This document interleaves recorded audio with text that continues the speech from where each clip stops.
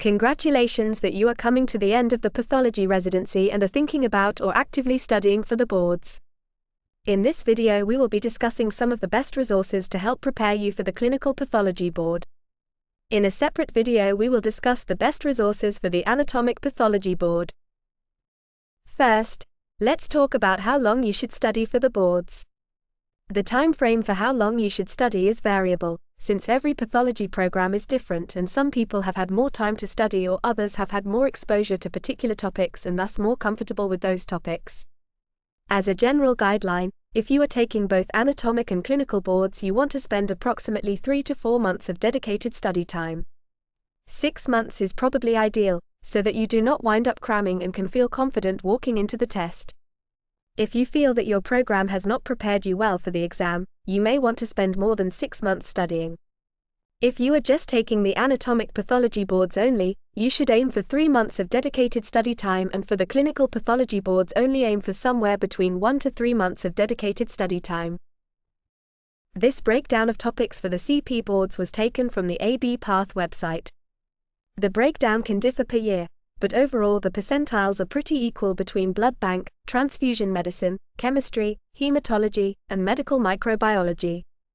Hematopathology is highly represented on both the clinical and anatomic pathology boards, so make sure not to neglect studying this topic. The cytogenetic and molecular features associated with the leukemias and lymphomas tend to be a particular favorite on the boards.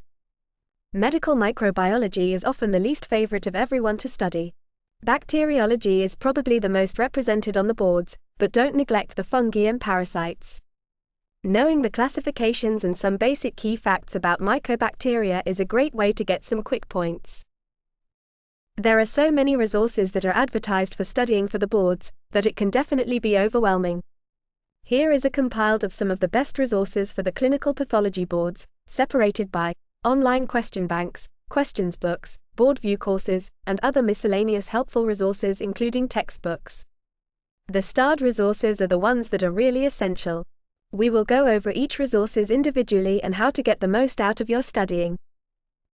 Path Primer is one of the most essential question banks, in our opinion. It costs around $500 to $600 for a year subscription, however some residency programs may automatically provide it for their residents. What makes Path Primer so great is not the questions per se. Path Primer questions are often accept questions, which can be confusing and annoying. However, Path Primer excels in the explanations to the questions. The explanations are often very detailed, which is great when you are in the beginning to later stages of your studying. Since the explanations are detailed, you probably want to start the question bank earlier on in your study schedule.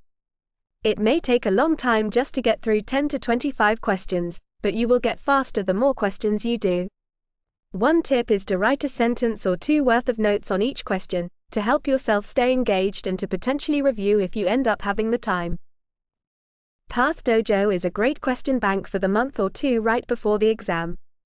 The questions and explanations are pretty brief, so they are much faster to get through when compared to Path Primer questions. The questions are phrased similar to both the RISE and the actual boards, with few if any accept questions.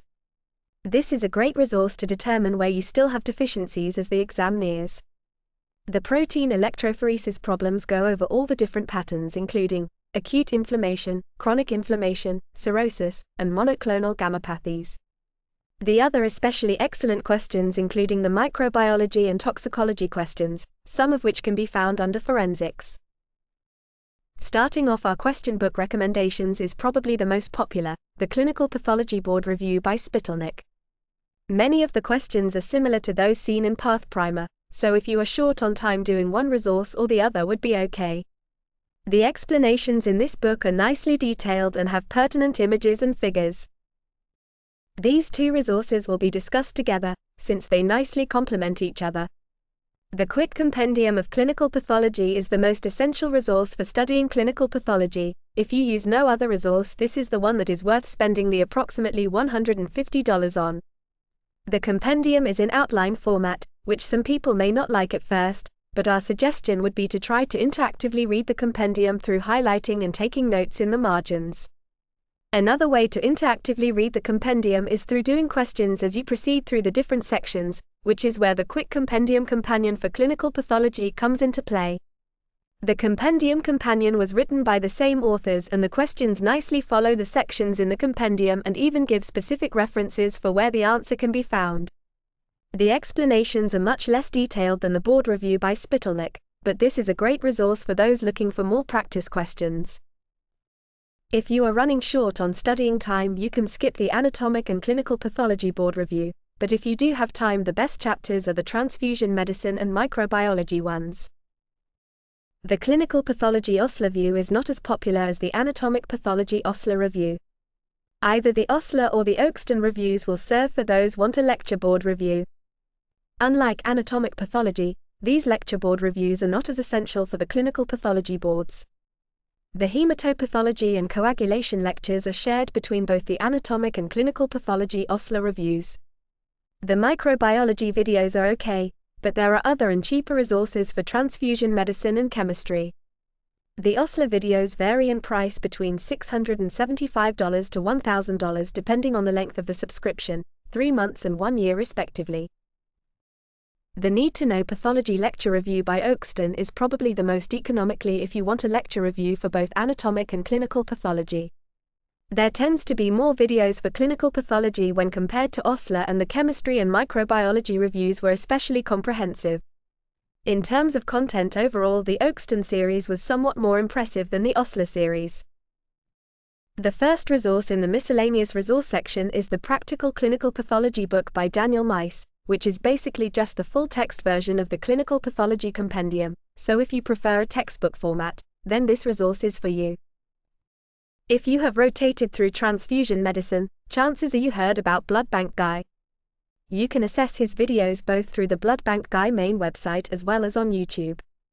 If you don't have time to listen to all of his videos, we would highly recommend you at least listen to the videos on ABID panels and the Lewis system. There are tons of free resources out there on YouTube that are amazing.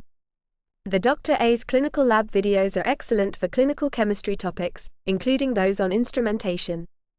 Coagulation Coach and Medicosis Perfectionalis were great supplements for coagulation. If you only listen to one, Coagulation Coach is probably the most useful in general, although the hereditary coagulation diseases are explained nicely through the Medicosis Perfectionalis videos. The last YouTube channel that we want to praise is Pathcast, which is not only good for anatomic pathology, but has an amazing microbiology review by Dr. Morgan, which is worth a watch. I hope you enjoyed this video. To get updates when similar videos become available, please consider liking and subscribing.